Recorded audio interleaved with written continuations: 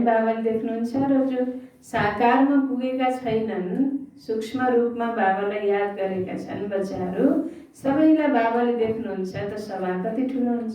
बाबाले सबैलाई आफ्नो अगाडि देख्नुहुन्छ। कितनी बड़ी सभा है। बाप दादा दोनों सभा के बच्चों को देख हर्षित हो रहे हैं, क्योंकि बाप दादा हर बच्चे को विशेष 2 रूपों से देख रहे हैं। सबै बच्चाहरूले बाबाले 2टा रूपबाट हेर्नुहुन्छ। एक, हरेक बच्चा इस सर्व मनुष्य आत्माओं के पूर्वज, सारे वृक्ष का फाउंडेशन है। हरेक बच्चा ये सारा सृष्टिकै मनुष्य आत्माकै के हुन्? पूर्वज या सृष्टिको वृक्षको फाउंडेशन, क्योंकि जड़ से सारा वृक्ष निकलता है। और दूसरा रूप में पूर्वज बड़े को भी कहते हैं, ठुलो हैन, जस्तो हजुरबाउ जिजुबाउ भन्छ नि, त्यस्तै पूर्वज। पूर्वज बड़े को भी कहते हैं। तो सृष्टि के आदि में आप आत्माओं का ही पार्ट है, इसलिए आप बड़े ते बड़े हो। सृष्टिको सुरुमा को आउँछ पहिला, कसको पार्ट हुन्छ? कसको हुन्छ?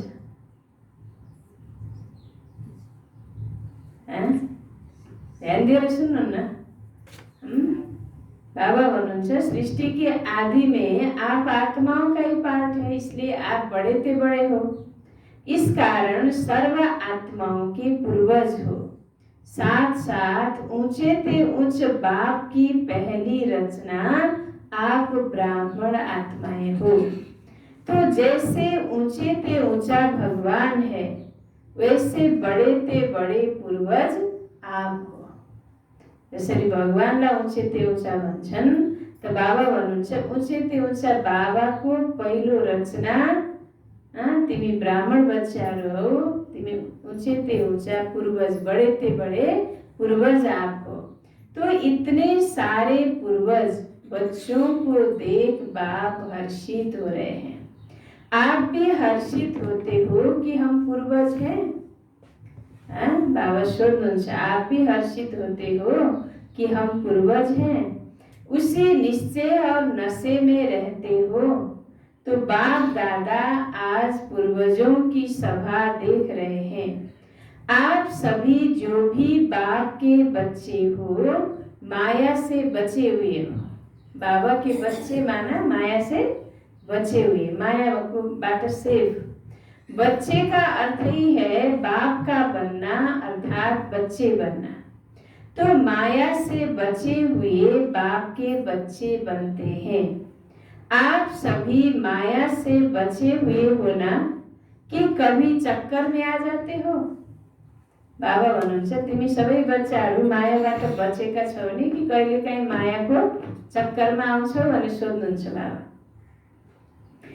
कहते हैं ना कि ऐसा भी चक्रव्यूह होता है जो बहुत तरीके से निकलना होता है। तो कोई भी माया के चक्रव्यूह में फंसने वाले तो नहीं हो। कोई भी माया के चक्रव्यूह में फंसने वाले तो नहीं हो। क्या कोई चक्कर है? बचे हुए हो? बाबा सोध्नुहुन्छ बचे हुए हो या चक्कर में फंसने वाले हो? बचे हुए हो? तो बच्चाहरूले हाजी भन्छन्। ऐसे नहीं करना कि यहाँ हाजी करके जाओ और वहां जाकर कहो ना जी। जब एक बार चक्कर से निकलने का रास्ता या विधि आ गई, तो फिर फंसने की तो बात ही नहीं है। माया को भी अच्छी तरह से जान गए हो ना, कि कभी अनजान बन जाते हो? माया को अच्छी तरह से जान गए हो ना, कि कभी अनजान बन जाते हो? फिर कहते हैं हमको तो पता ही नहीं पड़ा कि ये माया है, क्योंकि जैसे आजकल का फैशन है, भिन्न भिन्न फेस बहुत पहन लेते हैं। आजकल को फैशन हुन्छ नि अलग अलग, तो मास्क लगाउने चेहरा, तो मुखौटा लगाउँछन् के अभी अभी क्या बनेंगे, अभी अभी क्या बनेंगे। तो माया के पास भी ये फंसाने के फेस बहुत हैं।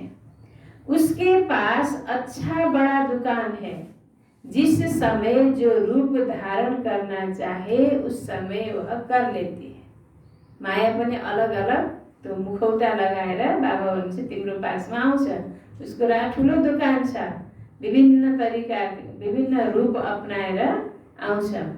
माया के पास भी ये फंसाने के फेस बहुत है, जिस समय जो रूप धारण करना चाहे वो कर लेती है। और अगर जाने अनजाने में फंस गए अब त्यो मायालाई नचिनेर जाने अनजानेमा बाबा भन्नुहुन्छ तिमी फंस्यौ भने निकलने में बहुत टाइम लगता है। और संगम का 1 सेकेंड व्यर्थ जाना अर्थात 1 वर्ष गवाना है। संगम युगको 1 सेकेंड व्यर्थ गवाउनु भनेको 1 वर्ष है। त्यही भएर त ब्रह्माजीले आँखा झिम्किने बेला दुनियाँमा 1 वर्ष बित्छ भन्छ नि। आँखा झिम्क्याउँदा त 1 सेकेन्ड भन्दा पनि कम लाग्छ हैन। देवी देवताहरूको 1 दिन मनुष्यको 1 वर्ष भन्छन् हैन। भक्तिमा शास्त्रहरूमा त्यस्तो लेखेको छ। तर त्यो अब समय त एउटै हो, घडी त एउटै हो हैन, तर महत्त्व त्यति धेरै छ के। 1 सेकेन्ड गुमाउनु भनेको वर्ष गुमाउनुको बराबर हो।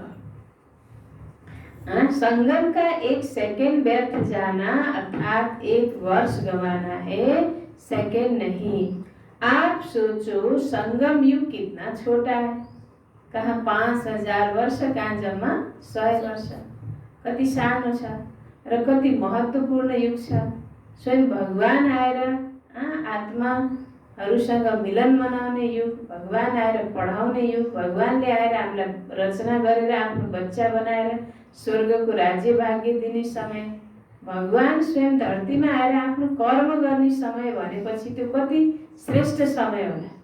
सारा युगमा सत्युगमा पनि भगवान आउनुहुन्न, त्रेता द्वापर कलियुगमा पनि आउनुहुन्न, अहिले भगवान संगम युगमा भगवान आउनुहुन्छ भनेपछि यो कति श्रेष्ठ समय छ।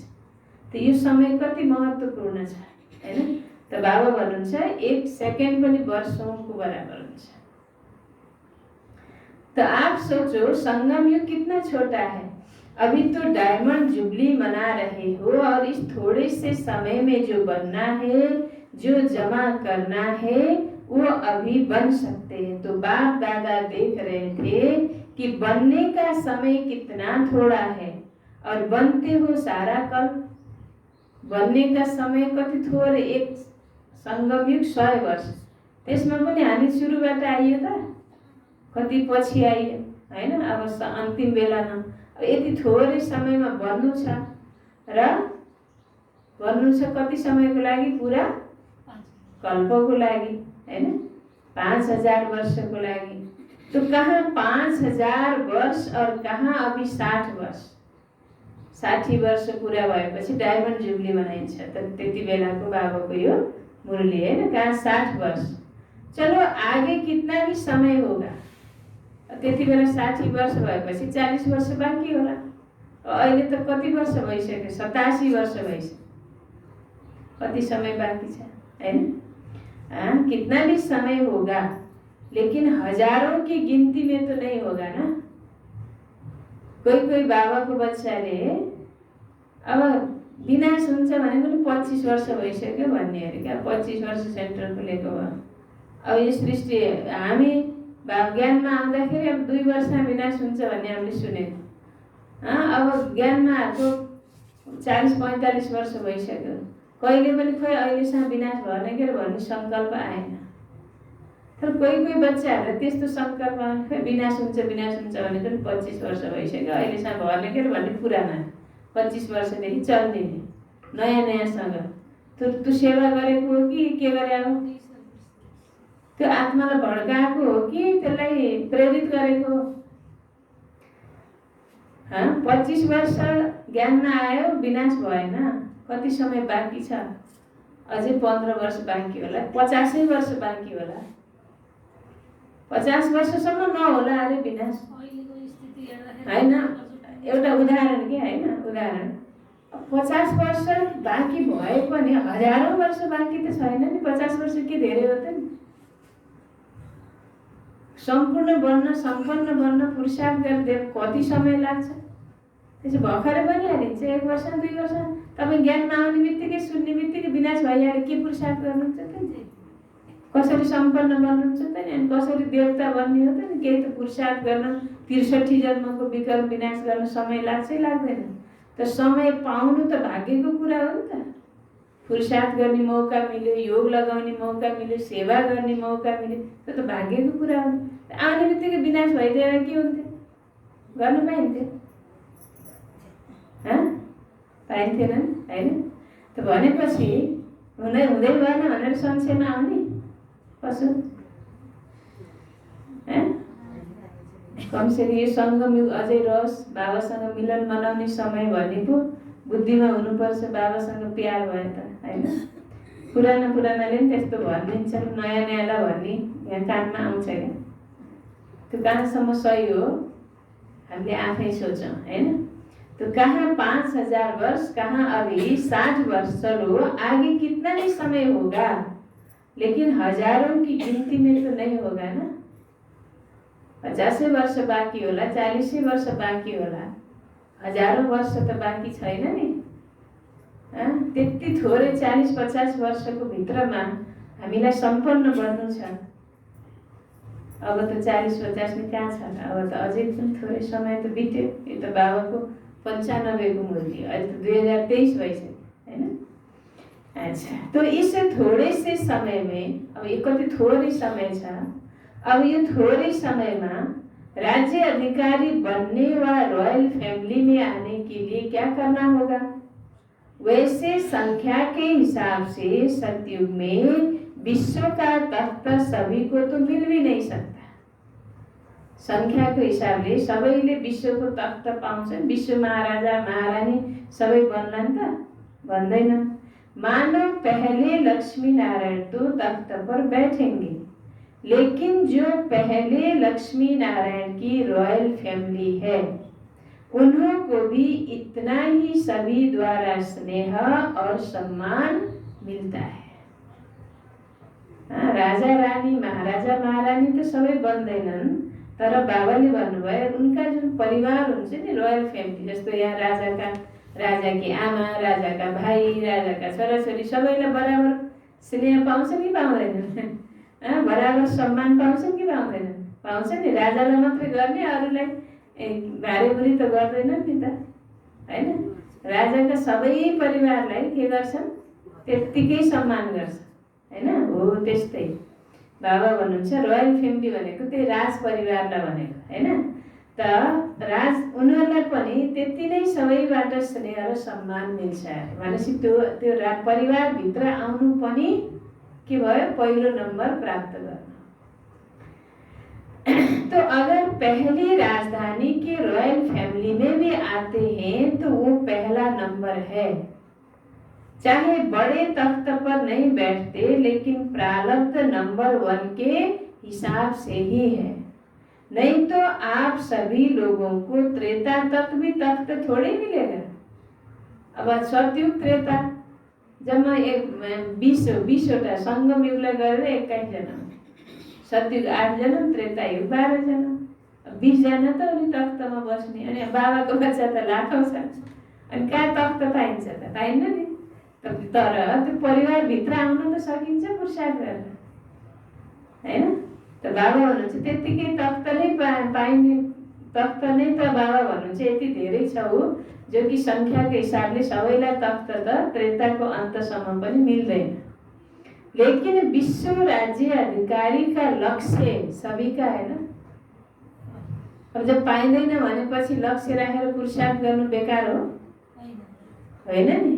बाबा भन्नुहुन्छ विश्व राज्य अधिकारी बन्ने लक्ष्य त सबैको छ। त पहिलो कुरा त को बन्ने भन्ने फिक्स छैन, त्यही भएर यो पुरुषार्थ, यो लक्ष्य राखेर हामीले पुरुषार्थ गर्ने हो। दोस्रो कुरा, तख्तमै आएर महाराजा नबने पनि महाराजाको फ्यामिलीमा हामी आउँछौँ भने पनि विश्व राज्य अधिकारी भइयो क्या। बुझ्नुभयो नि? तो वो पहला नंबर है। बाबा भन्नुहुन्छ विश्व राज्य अधिकारी का लक्ष्य तो सभी का है ना, कि वहाँ भी एक स्टेट का राजा बन जाएंगे। एउटा स्टेट को राजा बनने कि विश्व राज्य अधिकारी बनने? तो तो पहले नंबर के रॉयल फैमिली में आना ये भी श्रेष्ठ पुरुषार्थ है। कोई को तख्त मिलता और किसको रॉयल फैमिली मिलती है, इसके भी गुह्य राज है, रहस्य है। कसैलाई तख्त पाउँछ, कसैले कोही चाहिँ रोयल फ्यामिलीमा आउँछ, यसको पनि गुह्य रहस्य छ भन्नुहुन्छ बाबा। जो सदा संगम पर बाप के दिल तख्त नशीन सोता और सदा रहता है। जो बच्चा संगममा सधैँ बाबाको दिल तख्त नशीन सोता र सदा रहन्छ, कभी कभी नहीं, जो सदा आदि से अंत तक स्वप्न मात्र भी, संकल्प मात्र भी पवित्रता के व्रत में सदा रहा है, स्वप्न तक भी अपवित्रता को टच नहीं किया है, ऐसी श्रेष्ठ आत्माएं तख्त नशीन हो सकती हैं। जिसने चारों ही सब्जेक्ट में अच्छे मार्क्स लिए हैं, नंबर आदि से अंत तक अच्छे नंबर से पास हुए हैं, उसी को ही पास विद ऑनर कहा जाता है। बाबाले भन्नुभयो जुन बच्चाले चारै सब्जेक्टमा राम्रो नम्बर लिएका छन्, सुरुबाट अन्तसम्म राम्रो नम्बरमा पास भएका छन्, त्यो बच्चालाई नै पास विद ऑनर भनिन्छ।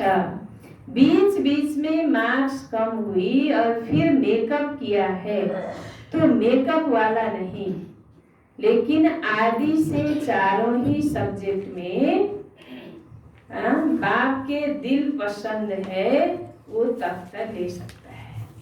बीच बीच में पछाडि जाने तल माथि भइराख्ने हैन, कहिले गल्ती गर्ने फेरि त्यसलाई सुधार्ने त्यस्तो खालको होइन, तर सुरुबाटै जसले राम्रो नम्बर लिएको छ, बाबाको दिल पसन्द बनेको छ भने उसले तख्त लिन सक्छ भन्नुहुन्छ बाबा।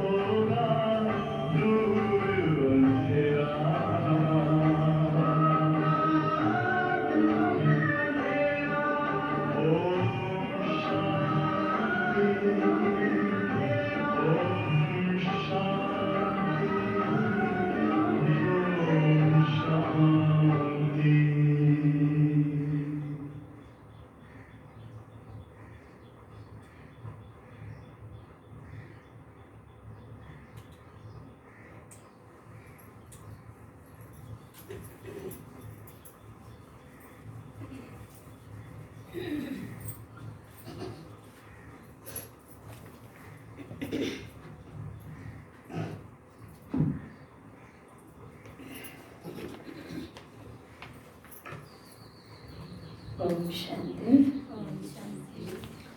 तो बाबाले भन्नुभयो आदि से सुरुबाट नै चारै सब्जेक्टमा जो बाबाको दिल पसन्द छ बच्चा उसले तख्त लिन सक्छ। साथ साथ जो ब्राह्मण संसार में सर्व के प्यारे सर्व के सहयोगी रहे हैं, जो ब्राह्मण परिवार में सर्व के प्यारे सर्व के सहयोगी रहे हैं, ब्राह्मण परिवार हर एक दिल से सम्मान करता है, ऐसा सम्मानधारी तख्त नशीन बन सकता है। अगर इन बातों में किसी न किसी में कमी है तो नंबर वार रॉयल फैमिली में अगर इन बातों में किसी न किसी में कमी है तो वो नंबर वार रॉयल फैमिली में आ सकता है। चाहे पहली में आए, चाहे 8वीं में आए, चाहे त्रेता में आए, तो अगर तख्त नशीन बनना है तो इन सभी बातों को चेक करो।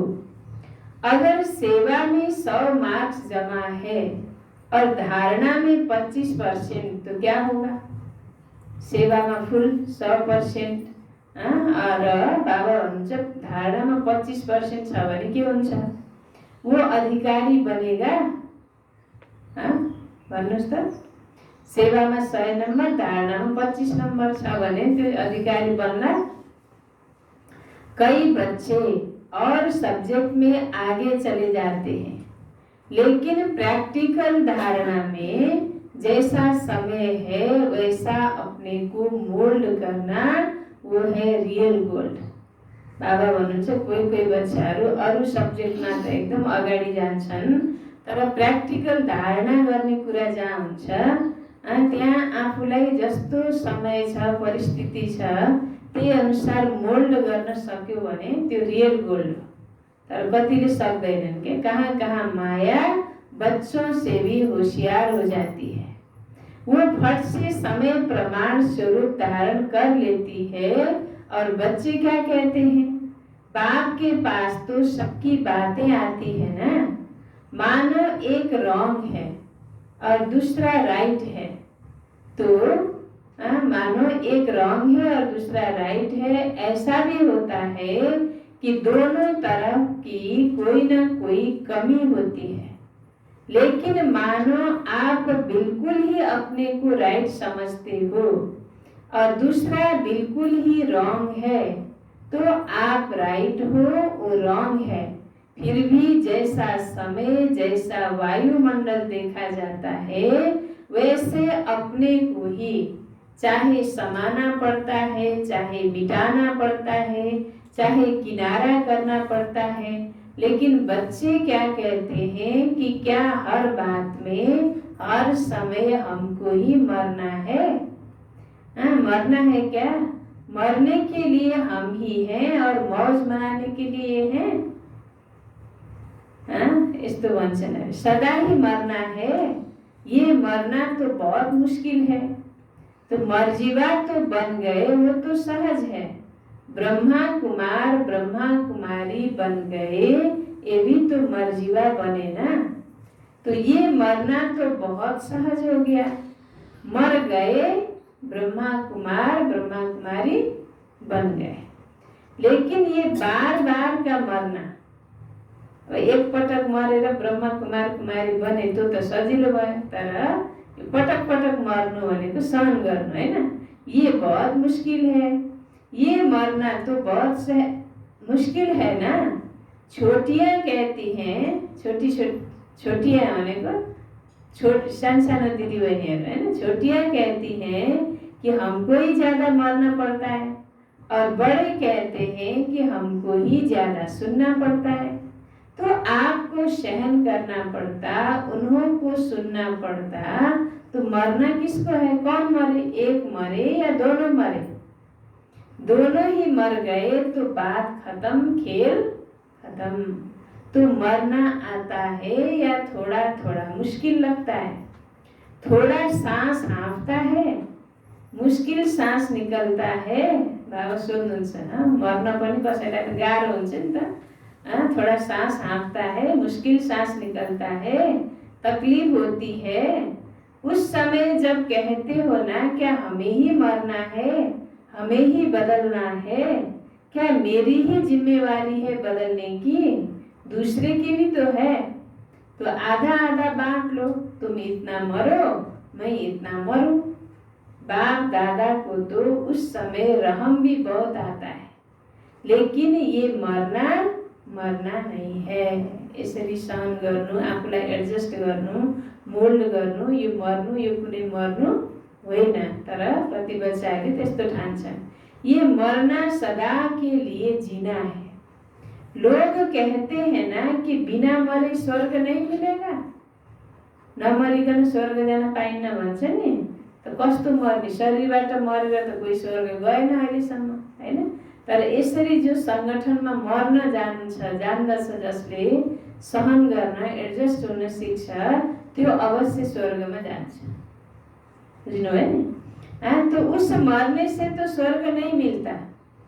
शरीर छोडेर त्यतिकै मरेर केही पनि नगरिकन कोही स्वर्गमा जाँदैन, लेकिन इस मरने से स्वर्ग का अधिकार जरूर मिलेगा। संगठनमा यसरी हामी मर्छौं भने, मर्छौं माना सहन गर्छौं, एडजस्ट गर्छौं भने जरूर स्वर्ग को प्राप्ति हुन्छ। इसलिए ये मरना अर्थात स्वर्ग का अधिकारी बनना। डर जाती हो ना, मरना पड़ेगा, सहन करना पड़ेगा, तो छोटी बात भी क्या हो जाती है, बड़ी हो जाती है। आप सोचो कोई भी डाकू या चोर है नहीं, लेकिन आपको डर बैठ गया कि डाकू है चोर है, तो भय से क्या होता है, डाकू र चोर छैन तर डर बस्यो मनमा, त्यहाँनेरि डाकू बसेको छ, त्यहाँनेरि चोर बस्छ बाटोमा हैन, अनि के हुन्छ, डर भित्र बस्यो कि डाकू छ चोर छ भने डरले भयले के हुन्छ, भय से या तो हार्ट नीचे ऊपर होगी, धक धक गर्न थाल्छ नि डराएर हैन, या फिर ब्लड प्रेशर नीचे ऊपर होगी। डर से होता है ना, तो डर जाते हो। मरना बड़ी बात नहीं है, लेकिन आपका डर बड़ी बात बना देता है। फिर कहते हैं पता नहीं हमको क्या होता है, पता नहीं, लेकिन जैसे हिम्मत से मर्जीवा बनने में भय नहीं किया, खुशी खुशी से किया, ऐसे खुशी खुशी से परिवर्तन करना है। मरना शब्द नहीं है, लेकिन आपने मरना मरना शब्द कह दिया है, इसलिए डर जाते हैं। वास्तव में ये मरना नहीं है, लेकिन अपने धारणा की सब्जेक्ट में नंबर लेना है।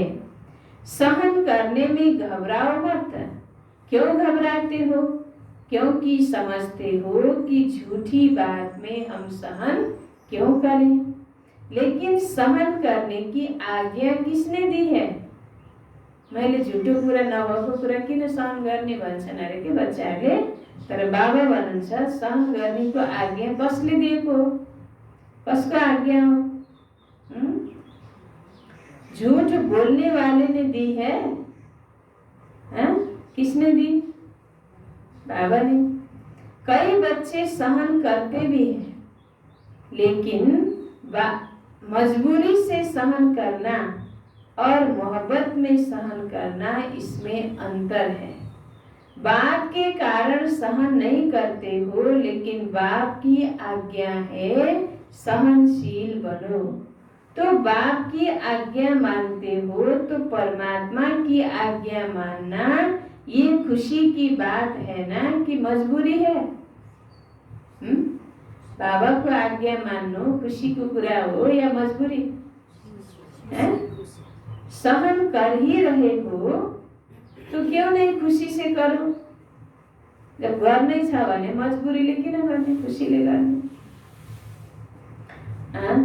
तो बाप की आज्ञा है सहनशील बनो, तो बाप की आज्ञा मानना, परमात्मा की आज्ञा मानना, ये तो खुशी की बात है ना कि मजबूरी है। तो कई बार सहन करते भी हो, लेकिन थोड़ा मिक्स होता है, मोहब्बत भी होती है, मजबूरी भी होती है। बाबासँग प्यार पनि हुन्छ अनि सहन गर्न गाह्रो भइरहेछ, गाह्रो भएपछि अब जबरजस्ती गर्नु पर्ने मजबुरी पनि भयो हैन। सहन कर ही रहे हो तो क्यों नहीं खुशी से ही करो, मजबूरी से क्यों करो। वो व्यक्ति सामने आता है ना तो मजबूरी लगती है, और बाप सामने आवे कि बाप की आज्ञा पालन कर रहे हैं तो मोहब्बत लगेगी, मजबूरी नहीं। तो ये शब्द नहीं सोचो, आजकल ये थोड़ा कॉमन हो गया है, मरना पड़ेगा मरना पड़ेगा। कब तक मरना पड़ेगा? अंत तक, या 2 साल 1 साल 6 मास, फिर तो अच्छा मर जाए, लेकिन कब तक मरना है? लेकिन यह मरना नहीं है, अधिकार पाना है। तो क्या करेंगे? मरेंगे? सोध्नुहुन्छ बाबा, मरेंगे? यह मरना शब्द खत्म कर दो। मरना सोचते हो तो मरने से डर लगता है। देखो, अपना मृत्यु तो छोड़ो, कोई कोई तो दूसरे का मृत्यु देखकर भी डर जाते हैं। तो ये शब्द परिवर्तन करो, ऐसे ऐसे बोल नहीं बोलो। मर्नी मर्नी मर्नी भन्ने शब्द बाबा भन्नुहुन्छ तिमी बोल्दै नबोल, शुद्ध भाषा बोलो। ब्राह्मणों की डिक्शनरी में यह शब्द है ही नहीं। ब्राह्मणहरूको डिक्शनरीमा यस्तो शब्द छैन। पता नहीं किसने शुरू किया है, किया तो आप लोगों में से ही है ना। आप माना जो सामने बैठे हैं वह नहीं, ब्राह्मणों ने ही किया है। बाप दादा ने ये तो एक मिसाल सुनाया कि सारे दिन में ऐसे व्यर्थ बोल या मजाक के बोल बहुत बोलते हैं। अच्छे शब्द नहीं बोलेंगे, लेकिन कहेंगे मेरा भाव नहीं था, यह तो मजाक में कह दिया। तो ऐसा मजाक क्या ब्राह्मण जीवन में आपके नियमों में है? मजाक गर्ने, व्यर्थ बोल्ने बाबा भन्नुहुन्छ कि ब्राह्मण जीवनमा, ब्राह्मणको नियममा छ त? लिखा हुआ तो नहीं है। कभी पढ़ा है कि मजाक कर सकते हैं? कुनै मुरलीमा बाबाले भन्नुभएको छ मजाक गर्न सक्छौ, फोहोर बोल्न सक्छौ भनेर। फोहोर फोहोर बोलेर नि मजाक गर्ने हुन्छन् कोही कोही हैन। दुनियाँमा त अक्सरै हुन्छन्, कोही कोही बाबाका बच्चा नै हुन्छ। दुनियाँमा त हेर्दाखेरि सुटबुट ठुला बडा देखिएन मान्छे, जेन्टलमेन। जहाँ 2 जना भेट भए, स्त्री पुरुष जोडी जोडी, अनि त्यहाँ फोहोर शब्द बोलिहाल्छन्, विकारले बदबु भरिएको।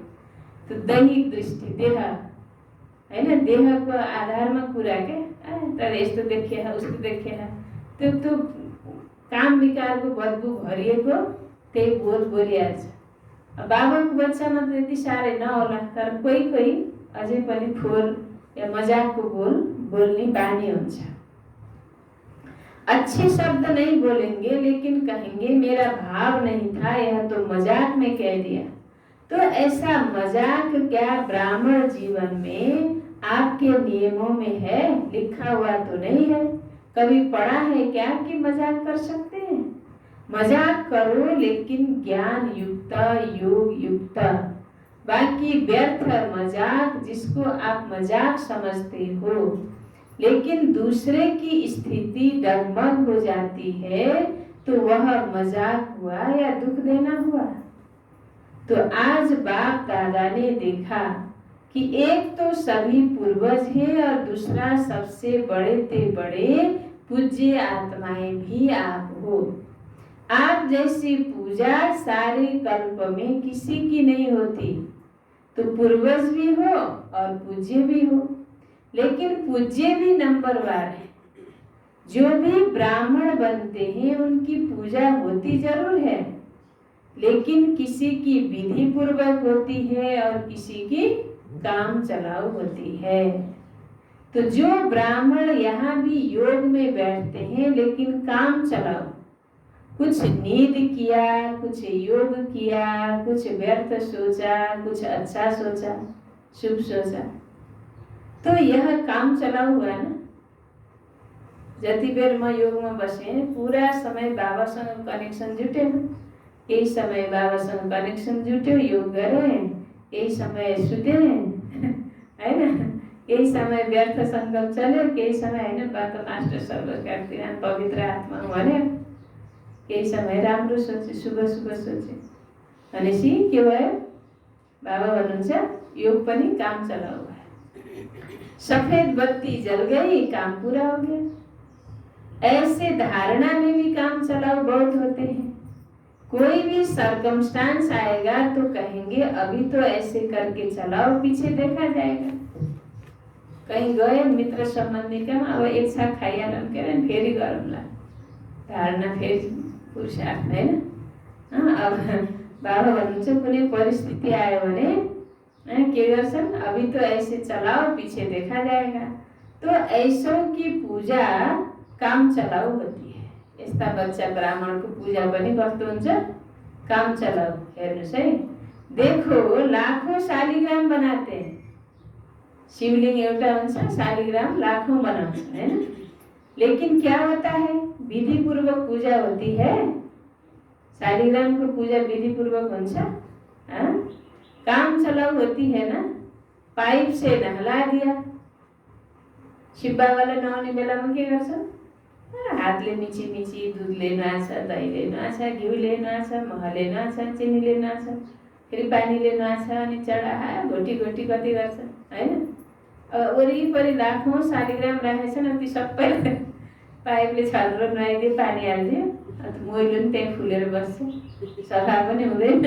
हुन्छ त? अनि सुन्नुहोस् है,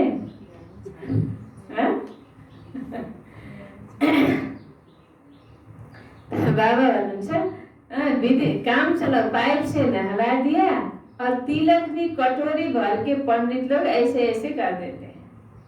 अब वहीं सबैलाई एउटा एउटालाई लगाएर कहाँ बस्छन्? त्यहाँ कटोरा भरि टिका चन्दन लियो अनि के गरे? छर्किदिए। अब कसैमा पर्छ होला, कसैमा पर्दैन होला हैन। त्यो के भयो? कस्तो पूजा भयो त्यो? काम चलाओ। तिलक लग गया, छरकी देसी भयो। तो ये क्या हुआ? काम चला हुआ ना। पूज्य सभी बनते हो, लेकिन कैसे पूज्य बनते हो वो नंबरवार है। किसी की हर कर्म की पूजा होती है, कसे कसे को हर एक कर्म को पूजा होती है। दातुन का भी दर्शन होता है। दातुन गर्ने श्री कृष्ण मथुरा में जानुस् या द्वारिका में जानुस्, श्री कृष्ण को अहिले दातुन भइरहेछ, अहिले खाना खाइरहेछ, अहिले सुतिरहेछन्, अहिले नुहाइरहेछन्, उठिरहेछन्, खेलिरहेछन्। हरेक कर्मको के हुन्छ? दर्शन हुन्छ। दातुन का भी दर्शन होता है। दातुन हो रहा है, मथुरा में जाओ तो दातुन का भी दर्शन कराते हैं। तो इस समय दातुन का समय है। अब तो मूर्तिले कहाँ दाँत मान्छ र? मूर्तिले कहाँ खाना खान्छ र? मूर्ति कहाँ सुत्छ र? कहाँ उठ्छ र? यही पनि त्यहाँ मन्दिरमा अहिले भगवानको आराम गर्नेको समय हो र ढोका लगाइदिन्छ नि। अब मूर्ति सुत्छ र हैन? न मूर्तिलाई भोग लाग्छ हैन? अनि भोग लगाउने समय भगवानको भन्छ हैन? किन? किनकि अहिले गरेको ब्राह्मण आत्माले गरेको कर्मको त्यो यादगार हो नि त हैन? विधि प्रमाण जसले कर्म गरे उसको पूजा पनि विधि प्रमाण भयो। अब जसले काम चलाउ गरे उसको पूजा पनि के भयो? काम चलाउ भयो। तो बाबा भन्नुहुन्छ दातुन का भी दर्शन कराते हैं। इस समय दातुन का समय है, तो काम चलाओ नहीं बनना, नहीं तो पूजा भी ऐसे होगी। जस्तो हामी ज्ञान योग धारणामा काम चलाओ, सेवामा काम चलाओ भयौँ भने हाम्रो पूजा पनि के हुने भयो? काम चलाओ हुने भयो। बुझ्नुभयो नि सबैले हैन दाजु? बुझ्नुभएको छ नि हिन्दी? अच्छा, सभी टीचर्स खुश हो या कोई कोई इच्छा अभी भी मन में है? कोई भी इच्छा होगी तो अच्छा बनने नहीं देगी। या इच्छा पूर्ण करो या अच्छा बनो, आपके हाथ में है। और देखा जाता है कि ये इच्छा एक ऐसी चीज है जैसे धूप में आप चलते हो तो आपकी परछाई आगे जाती है। धूप घाम लागेको छ, अब घाम पछाडि आएको छ, म उता गइरहेको छु, अनि त्यो छाया के हुन्छ? अगाडि अगाडि अगाडि भागिरहेको छ हैन। आगे जाती है और आप उसको पकड़ने की कोशिश करो तो पकड़ी जाएगी। दौडेर म त्यो छायालाई समात्छु भन्नुभयो भने त्यो पनि झन् दौडिन्छ, झन् अगाडि जान्छ। समात्न सकिन्छ? सकिँदैन हैन। और आप पीठ करके आ जाओ, जताबाट सूर्य उदय भयो उता मुख गरिदिनु, उतै हिँडिराख्नु भने अनि त्यो छाया के गर्छ, हामी जता जता गयो त्यतै पछाडि आइहाल्छ। त बाबा के हुनुहुन्छ? ज्ञान सूर्य। ज्ञान सूर्यतिर हाम्रो मुख भयो, ज्ञान सूर्यतिरै हामी हिँड्यौँ भने त इच्छा रूपी परछाई आफै हाम्रो पछि पछि आउँछ। अब बाबालाई पिठ गर्यो, त्यसलाई पकड्ने समात्ने कोसिस गर्यो, पछाडि त्यसको पछाडि दौड्यो भने त कहिले पनि पाउन त्यसलाई सकिँदैन। त्यस्तै हो। तो बाबा भन्नुहुन्छ आप पीठ करके आ जाओ तो परछाई कहाँ जाएगी? आपके पीछे पीछे आएगी। तो इच्छा अपने तरफ आकर्षित कर रुलाने वाली है और इच्छा को छोड़ दो तो इच्छा आपके पीछे पीछे आएगी। तो इच्छा अच्छा, तो मांगने वाला कभी भी संपन्न नहीं बन सकता और कुछ नहीं मांगते हो, लेकिन रॉयल मांग तो बहुत है। जानते हो ना रॉयल मांग क्या है? अल्पकाल का कुछ नाम मिल जाए, कुछ शान मिल जाए, कभी हमारा भी नाम विशेष आत्माओं में आ जाए, हम भी बड़े भाइयों में गिने जाएं, हम भी बड़ी बहनों में गिने जाएं, आखिर हमको भी तो चांस मिलना चाहिए। लेकिन जब तक मांगता हो तब तक कभी खुशी के खजाने से संपन्न नहीं हो सकते। ये मांग के पीछे या कोई भी हद की इच्छाओं के पीछे भागना ऐसे ही समझो जैसे मृग तृष्णा है। इससे सदा ही बचकर रहो। छोटा रहना कोई खराब बात नहीं है। छोटे सुभान अल्लाह है, क्योंकि बाप दादा के दिल पर नंबर आगे है। अल्पकाल की इच्छा का अनुभव करके देखा होगा तो रुलाती है या हँसाती है? अल्पकालको इच्छाको पनि बाबा हुन्छ तिमीले अनुभव गरेका छौ होला, यसले रुलाउँछ या हँसाउँछ? इच्छा त यस्तो चिज हो, एउटा पुरा भए अर्को पुरा हो, कहिले पनि पुरा हुँदैन। अनि पुरा नभएपछि के हुन्छ? त्यसले हँसाउँछ कि रुलाउँछ? रुलाउँछ हैन। रुलाती है ना। तो रावण की आज्ञा है रुलाओ। आप तो बाप के हो ना, तो बाप हंसाने वाला है या रुलाने वाला है? तो आज बाप दादा इस विशेष इस पर अटेंशन दिला रहे हैं कि व्यर्थ बोल जो किसको भी अच्छे नहीं लगते। आपको अच्छा लगता है लेकिन दूसरे को अच्छा नहीं लगता, तो सदा के लिए उस शब्द को समाप्त कर दो।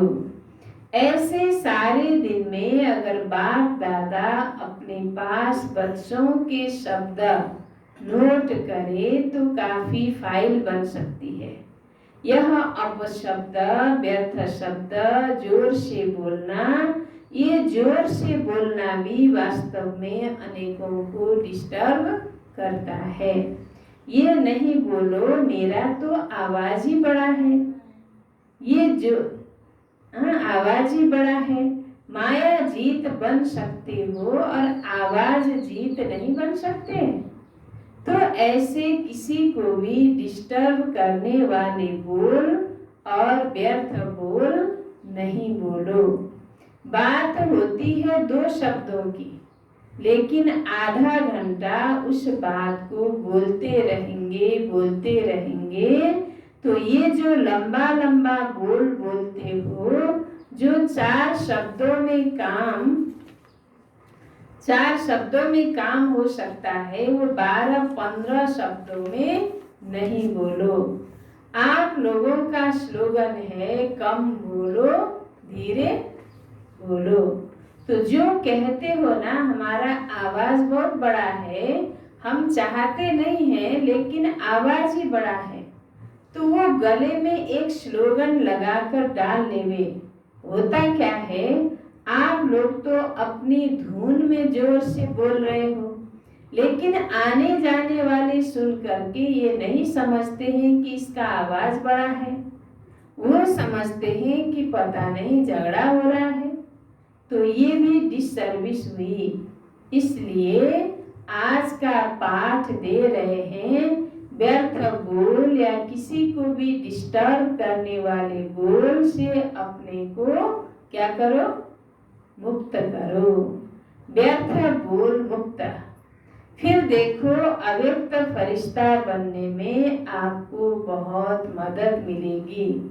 बोल बोल बोल बोलते ही रहते हो। अगर बाप दादा टेप भरकर आपको सुनाए ना, तो आपको भी हंसी आएगी। तो क्या पाठ पक्का किया है? बोल की इकोनॉमी करो, अपने बोल की वैल्यू रखो। जैसे महात्माओं को कहते हैं ना सत्य वचन महाराज, तो आपके बोल सदा सत्य वचन अर्थात कोई न कोई प्राप्ति कराने वाले वचन हो।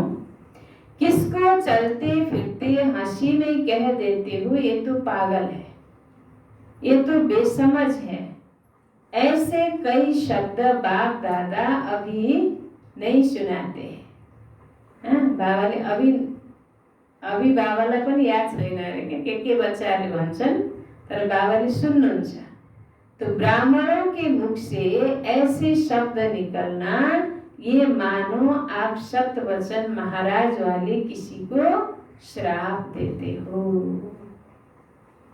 कसैलाई पनि हँसी हँसी मजाकमा पनि भनिन्छ नि कुनै शब्द, यो पागल बेसमझ या फलाना भनिन्छ। बाबा भन्छ तिम्रो मुखबाट यस्तो शब्द निकल्नु भनेको ब्राह्मण वचन, ब्राह्मणले जे बोल्छ त्यो सत्य हुन्छ, सत्य वचन महाराजवाला हो, त तिमीले त्यस्तो भन्नु भनेको कसैलाई श्राप दिनु हो भन्नुहुन्छ बाबाले। किसी को श्रापित नहीं करो, क्या करो, सुख दो।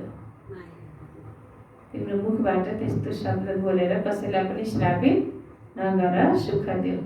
युक्ति युक्त बोल बोलो और काम का बोलो, व्यर्थ नहीं बोलो। तो जब बोलना शुरू करते हो तो 1 घंटे में चेक करो कि कितने बोल व्यर्थ हुए और कितने सत्य वचन हुए। आपको अपने बोल की वैल्यू का पता ही नहीं, तो बोल की वैल्यू समझो। अपशब्द नहीं बोलो, शुभ शब्द बोलो, क्योंकि अभी लास्ट मास है और आदि का मास डायमंड जुबली है।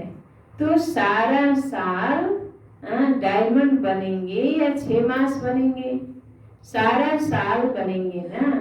इसलिए बाप दादा डायमंड जुबली के पहले बच्चों को विशेष अटेंशन दिला रहे हैं। बाप दादा चारों ओर के दृश्य तो देखते ही रहते हैं, सारा दिन नहीं देखते रहते हैं, सेकंड में सब देख सकते हैं। तो पाठ पक्का किया, मुक्त बनना है या थोड़ा थोड़ा युक्त, थोड़ा थोड़ा मुक्त? हर एक अपने को देखो। मैंने बाप की श्रीमत को कितना अपनाया है। अभी तो 1-2 को देखते हैं ये कर रहा है, लेकिन जब अधिकार मिलने में वो नीचे पद में जाएगा तो उस समय आप साथ देंगे, उस समय देखेंगे, उस समय नहीं देखेंगे। फिर अभी क्यों देखते हो? अच्छा, सभी मुक्त बनेंगे ना?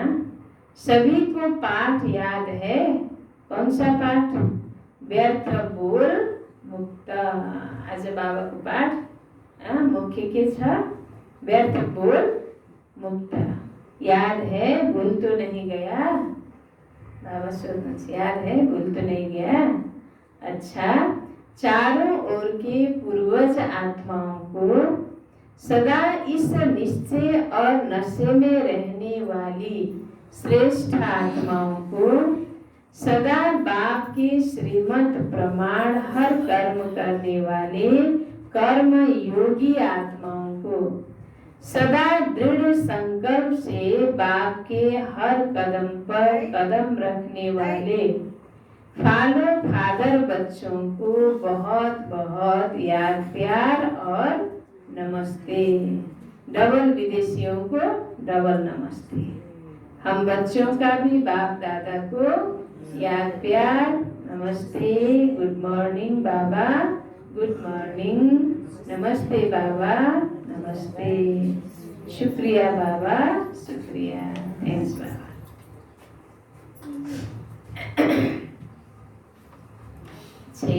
वरदान। लौकिक को अलौकिक में परिवर्तन कर घर को मंदिर बनाने वाले। लौकिक को किसमें? अलौकिक में परिवर्तन कर घर को मंदिर बनाने वाले आकर्षण मूर्त भव।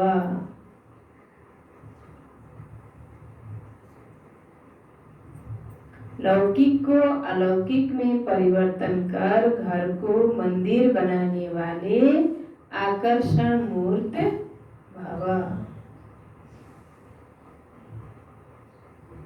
विस्तार। प्रवृत्ति में रहते घर के वायुमंडल को ऐसा बनाओ।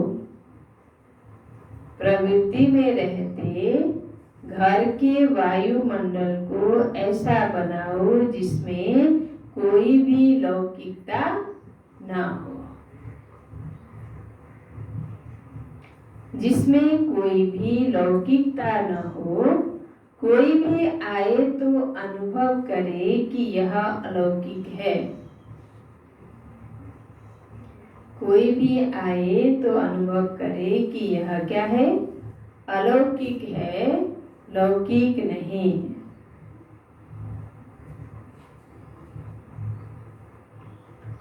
यह साधारण घर नहीं लेकिन क्या है? मंदिर है। हरेकले आफ्नो घरलाई के बनाउने? मन्दिर जस्तो बनाउने। प्रवृत्तिमा रहेर पनि घरको वायुमण्डललाई यस्तो बनाऊ जसमा कुनै पनि लौकिकता नहोस्। जो पनि आओस् उसले यो अनुभव गरोस् कि ये अलौकिक छ, लौकिक छैनन्। यह साधारण घर नहीं लेकिन मंदिर है। यह है पवित्र प्रवृत्ति वालों की सेवा का प्रत्यक्ष स्वरूप।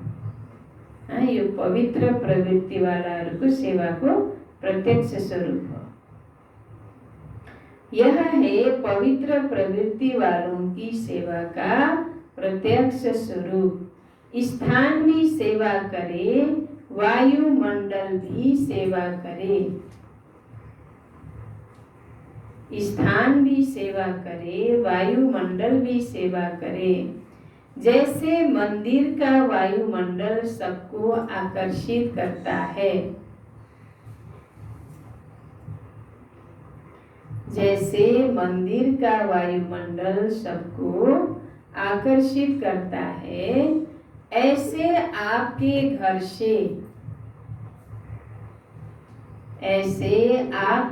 से पवित्रता की खुशबू आए।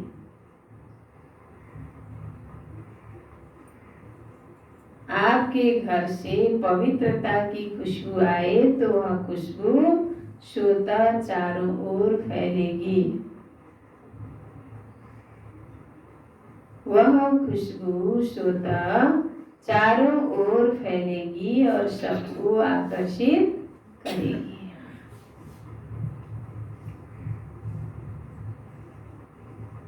सबको आकर्षित करेगी। फिर सुनो।